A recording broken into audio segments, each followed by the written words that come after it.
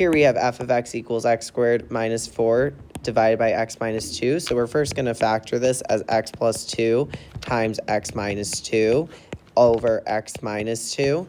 The x minus 2 cancels, but again, we're going to set this equal to 0 and we get x equals 2. So then we're going to plug that into our function and we have 2 comma 4. So we have a hole at 2 comma 4.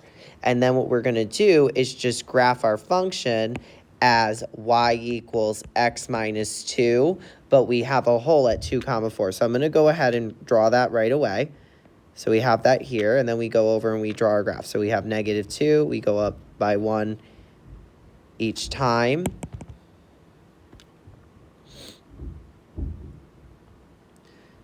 So we have 2 comma 4, and then we're going to decrease. Then we're going to graph. I'm sorry, I wrote x minus 2. It's x plus 2. That's what I'm getting confused by. So we do 2, then we go up by 1 each time. And I messed up where the hole is. That's why I'm so confused. Okay, there we go.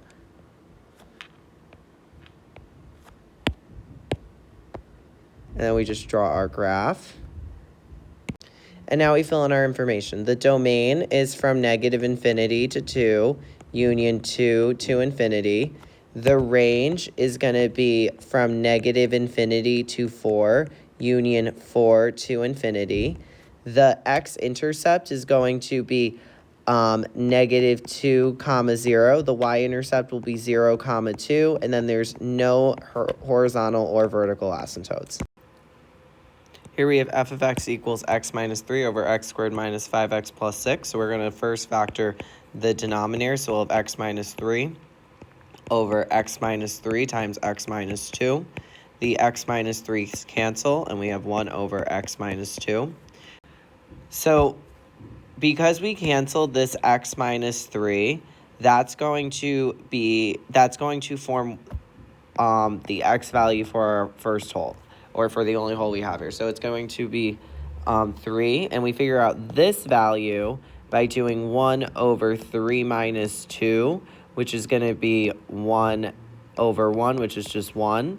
So at 3 comma 1, we're going to have a hole on our graph.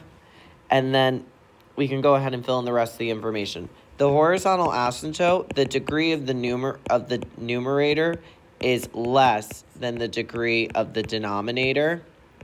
And when we have that situation, the horizontal asymptote is at y equals 0. And because the horizontal asymptote is at y equals 0, it means the graph will never cross the x-axis. So that automatically means we have no x-intercept as a result of this. And now we can go ahead and figure out our vertical asymptote. You only have to worry about your new function, the 1 over x minus 2. Treat it as just it is, except for the fact that it has the hole in it. So you have x equals 2. So you go ahead and draw your horizontal asymptote, your vertical asymptote. All right, we have that. Now we can go ahead and figure out our y-intercept. That's going to be f of 0, which is 1 over 0 minus 2, which is 1 over negative 2. So that's at 0, negative 0.5. So we can go ahead and draw our graph. So I'm going to draw the graph as if the hole is there, and then I just won't obviously go through that because we don't have that value. And then we go ahead and we can just do the domain and range. The domain's negative infinity to the vertical asymptote, which is 2, union the vertical asymptote to infinity. And then the range is negative infinity to 0, union 0 to infinity. And then we can go ahead and use a graphing utility to verify our answer. And as you can see, we got our x-intercept correct. If you